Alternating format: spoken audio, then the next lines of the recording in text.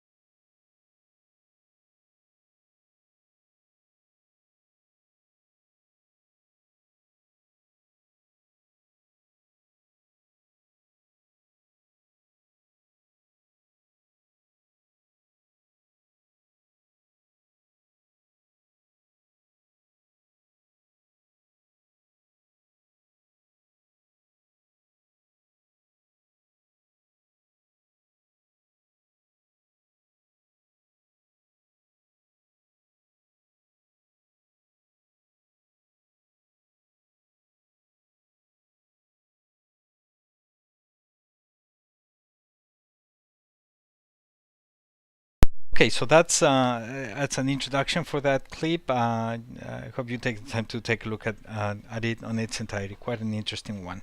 Okay, let's talk about human variation. In anthropology, we have rejected the concept of race because it doesn't really represent anything of substance.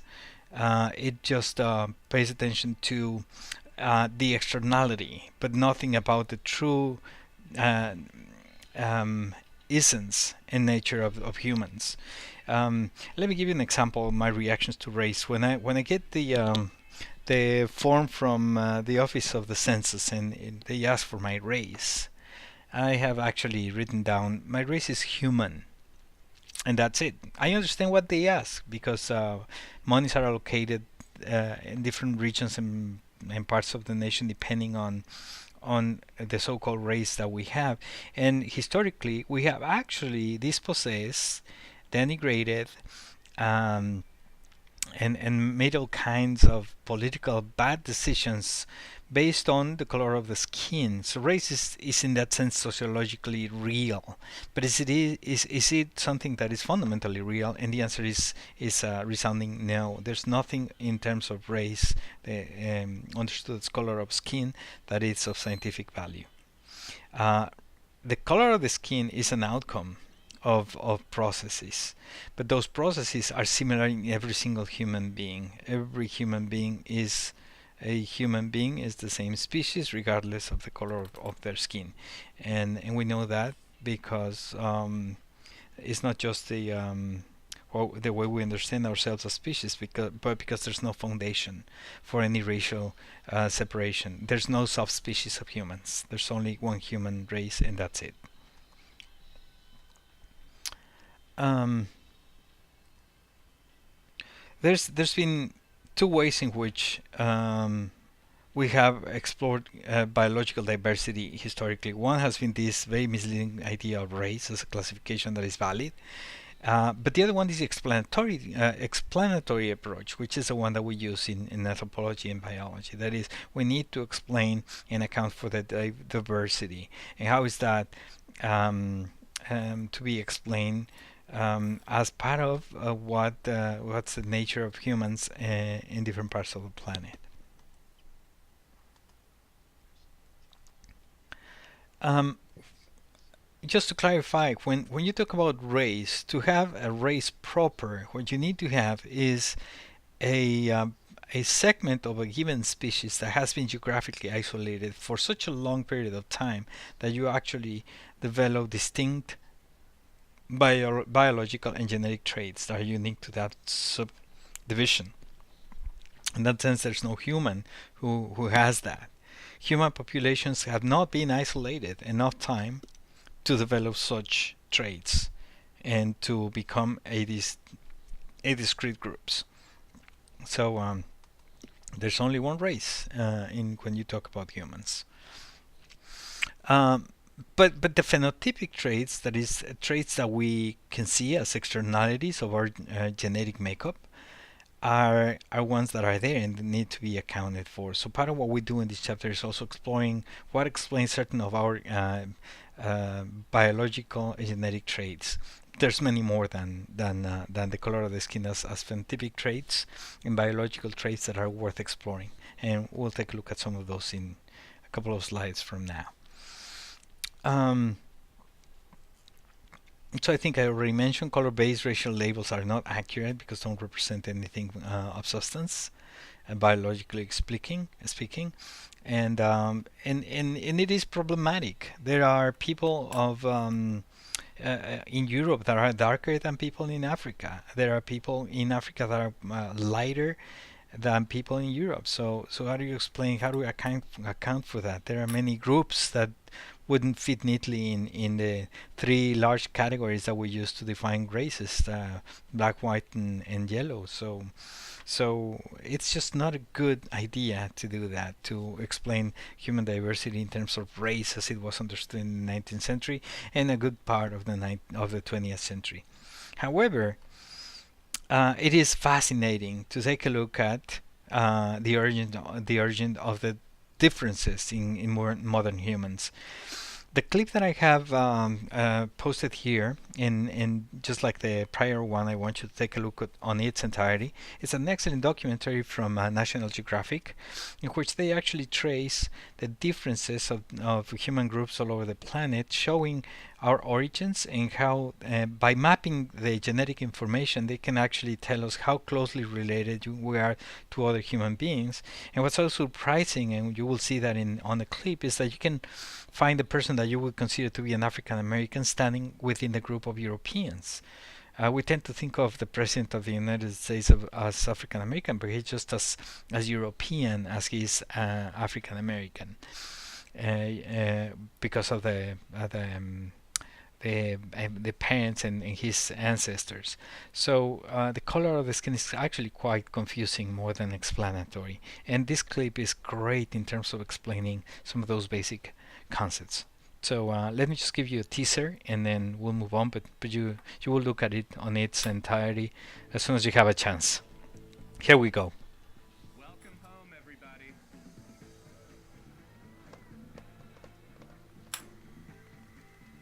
We spent 3/4 of our history as a species, living only in Africa. While only 2 major genetic lineages left the mother continent, many more never did. As a result, Africa remains the most genetically diverse spot on Earth, even more so than Queens. All right, so I think you're gonna like this clip. I'm gonna just move on for now. Great. Let's see.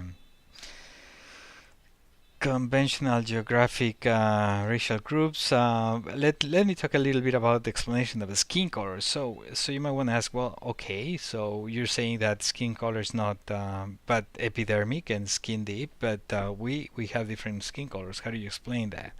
Well, maybe this is a good moment to explain to you or remind you that how natural selection works. It doesn't work like this. It doesn't work like let's say that I go to Acapulco and spend years in Acapulco, tanning my skin all the way to a really nice dark, and I go from the pale skin that I have right now to a really nice tanned skin.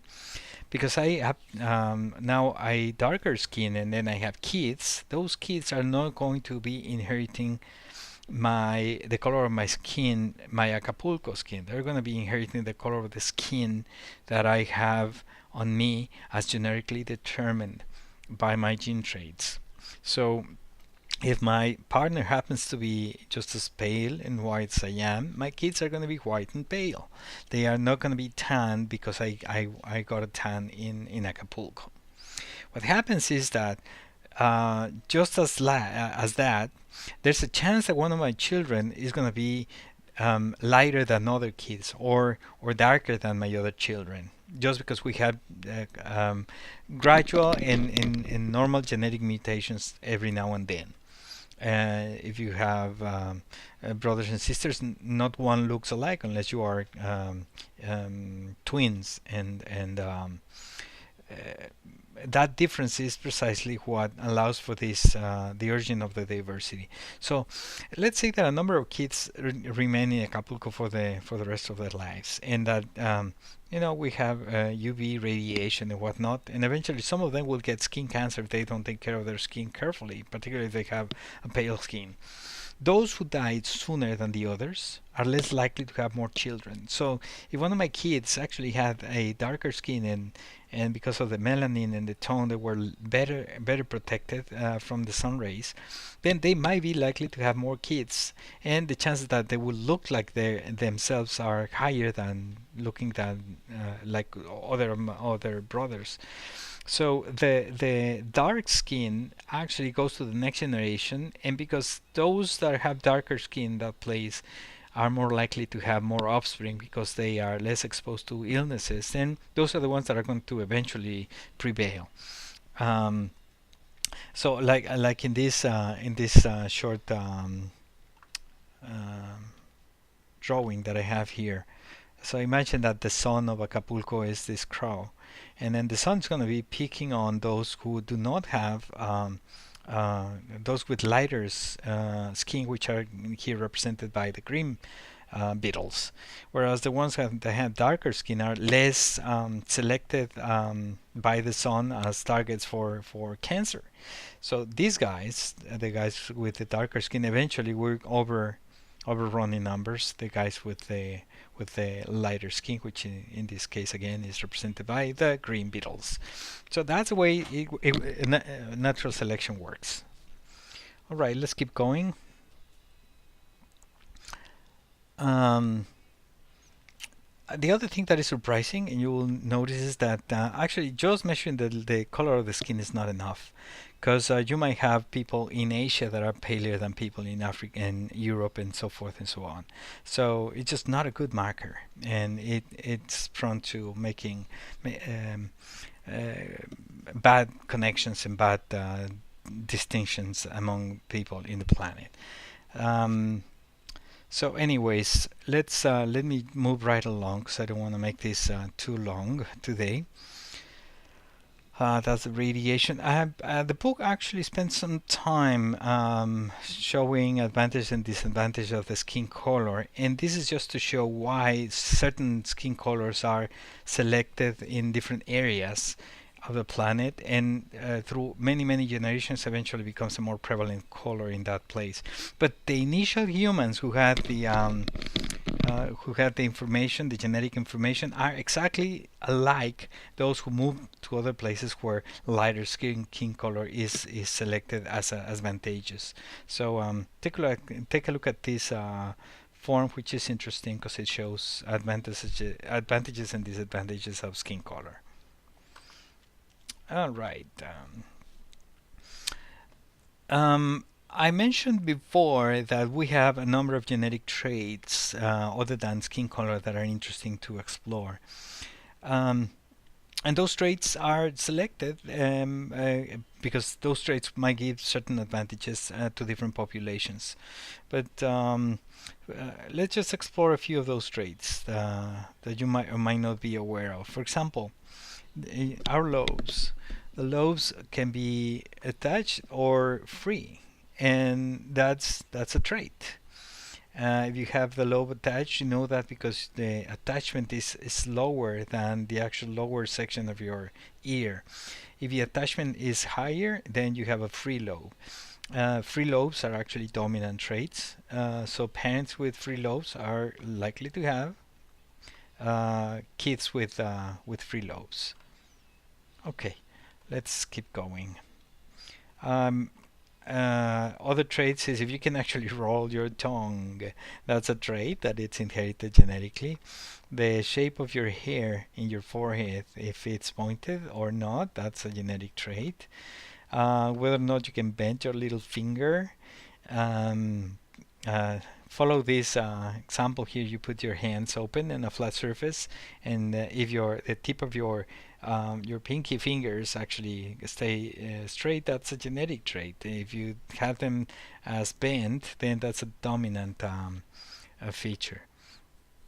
Hair on your fingers, your middle digit there, and then of course dimples that I personally think that quite cute are dominant traits. So smile, as it says. So those are genetic traits, some of which are evident as an advantage, and some others that you would be wondering what's the advantage of having this trait. Well, we have response for some of the genes that we know, but there are thousands of genes that we don't know, and we're just in the process of discovering what are the uses of those genes.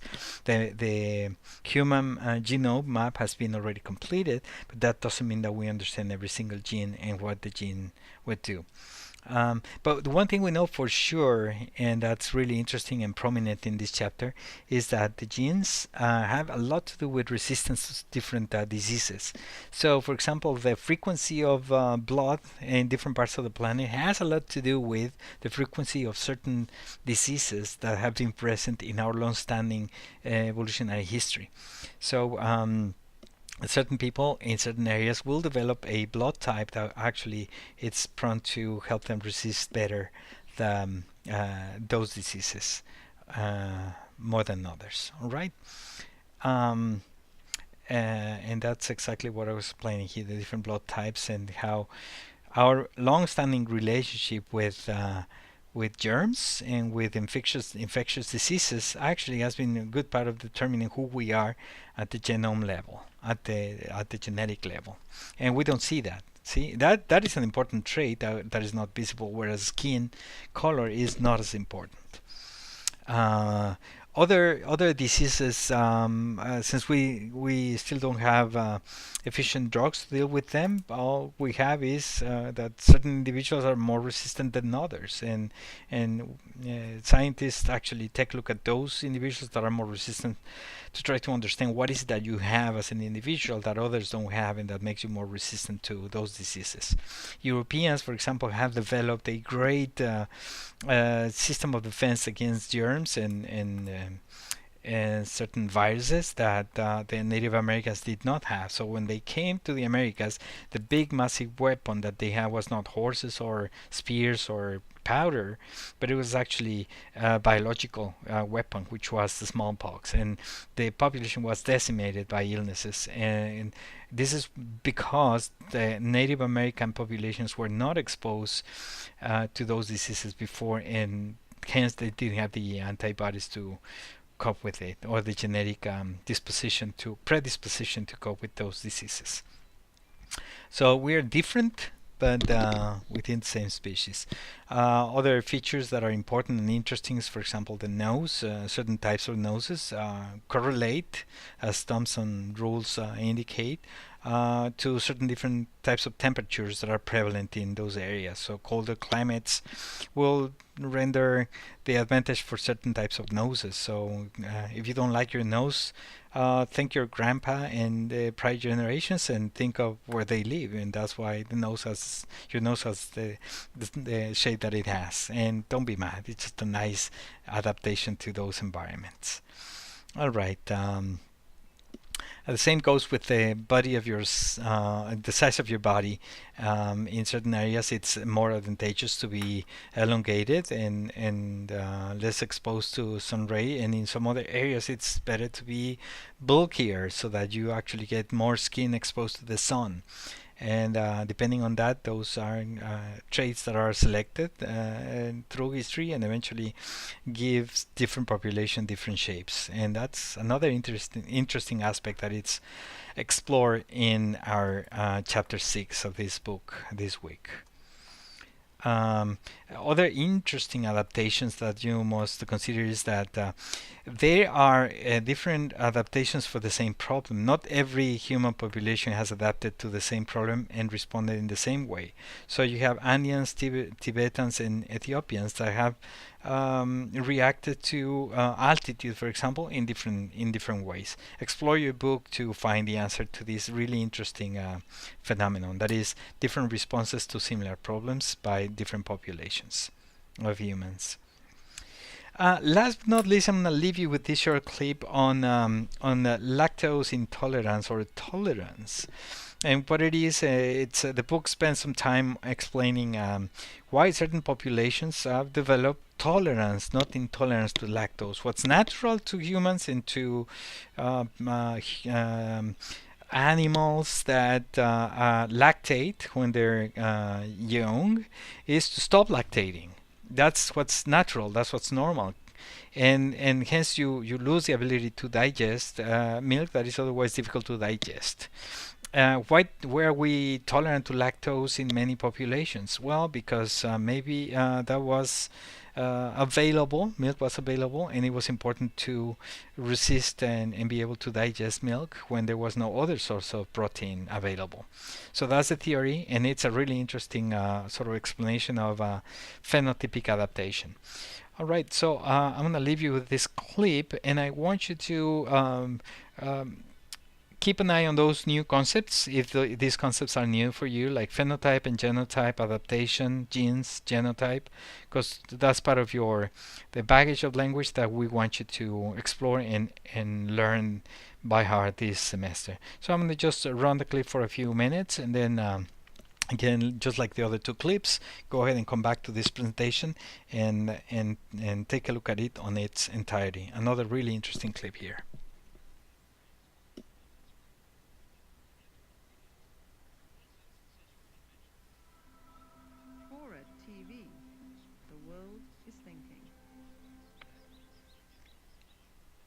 of the very few examples of genes that have gone under positive selection in human evolution and been really well documented is the case of lactose tolerance, so the lactase gene. All right. So it's a positive selection. There is something that we have imported into our genetic pool effectively. All right. So I'm gonna leave you with this and have fun reading the chapter number 6. See you around.